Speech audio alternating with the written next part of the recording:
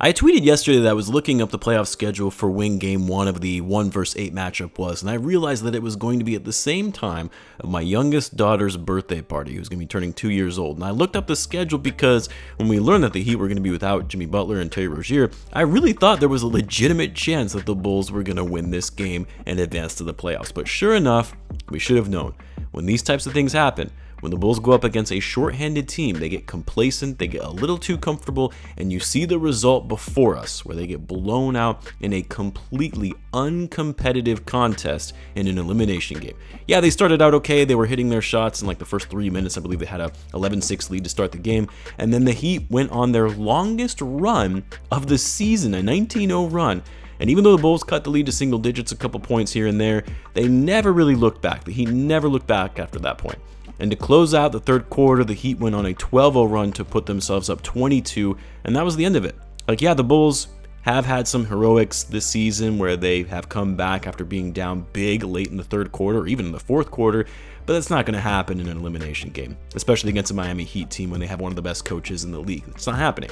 I mean, I don't really know what else to say about this game, just a piss poor effort from the Bulls and a winner-go-home matchup, and the Heat being without their best player in Jimmy Butler. And the Bulls got the green light on Caruso, Drummond, and Ayo to play, where they were questionable going into this game. So, zero excuses. You can't lose this game. I don't care that you're on the road. I don't care that you're going up against a strong, hardworking Heat team with their Heat culture and who's the next man up type mentality, but come on now. That's how you show up. If anything, you would have at least expected it to be a battle of a game, a close game. Losing by nearly 30 points, I know the outcome ended up being closer to 20, but they were down by 30 and then it just became garbage time. You do that in the second playing game, coming off a great win against the Atlanta Hawks? Pathetic. Absolutely pathetic. I did want to say something about the game against the Hawks, though, because the Hawks are a bad defensive team, and they were horrible on that end against the Bulls at the UC. It made it so easy for Coby White to shred up their defense. The main thing you had to be concerned about in that game for the Bulls was the Hawks getting hot from deep, as they're a high three-point volume team, and again, they can get hot in a hurry. But you know it's going to be easy to score against that team. The Miami Heat are a completely different animal. Their defense is not that of the Hawks. How is it possible that the Bulls were so unprepared going into this game? How? Hate to say it, but that's on coaching. Yeah, the roster isn't good. We can blame the roster construction. We've taken shots at the front office, but the Bulls straight up were not prepared for this matchup. They got completely outworked on both ends of the floor. And what bothered me more in this game is that they just didn't look engaged. They were lethargic in getting back on D. The hustle wasn't there like we saw against the Hawks. It almost looked like they didn't even want to make it to the playoffs. Like they were looking forward to an early vacation. Now, I will say, the Bulls, at times, they moved the ball pretty well. They were generating fairly good looks for the most part. Some of the plays they made and moving it along the perimeter or the dribble drive penetration and a kick out. The problem, though, was they couldn't hit their shots. They took way too many threes against a team that isn't a heavy volume three-point shooting team. So you don't need to match their level of shooting to fix the math problems that the Bulls usually find themselves in. But the Bulls go 13 for 43 from behind the arc. I'm actually shocked looking at the box score right now that they actually made 13 threes, because it sure didn't seem like it. But 30% on 43 attempts, big time yikes. But even worse, shooting 38% overall from the field. Like, the Bulls really struggled to even finish at the rim against this game against Miami's D. Coby White, man, I mean, not the same. Very different trying to penetrate a team like the Heat versus the Hawks. Coby could not find his rhythm, only scored 13 points on 5 for 16 from the floor. After a night where he posted his career high of 42 points, and he screwed up my underdog pick'ems. Well, it wasn't just Coby, I also did as well, actually. Thought he was going to be able to score at least 14 points, but he was even more inefficient than Coby, going 3 for 15. Who took 11 threes, was 2 for 11. Had that one play coming off a steal and took a transition 3, like that worked against the Hawks when you're up, not when you're trying to come back into a game against the Heat.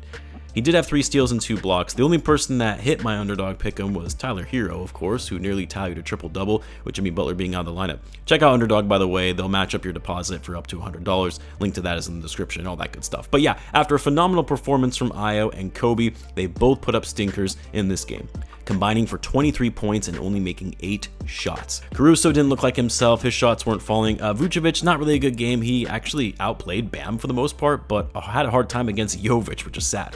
He was 7 for 17 with 16 points, 14 rebounds, and 5 assists. I did appreciate Vucevic's effort to an extent, and I say that mainly because normally his effort is terrible, but he was fighting for boards. He was posting up strong. He was more mobile and active, but still, A lot of bad missed shots from him. And then I guess you could say DeMar was okay, really the only guy who didn't have a terrible game, 22 points, 8 for 16 from the floor. But even the heroics of DeMar were not going to happen in this one. Just too much firepower to overcome by the time the game got to the fourth quarter.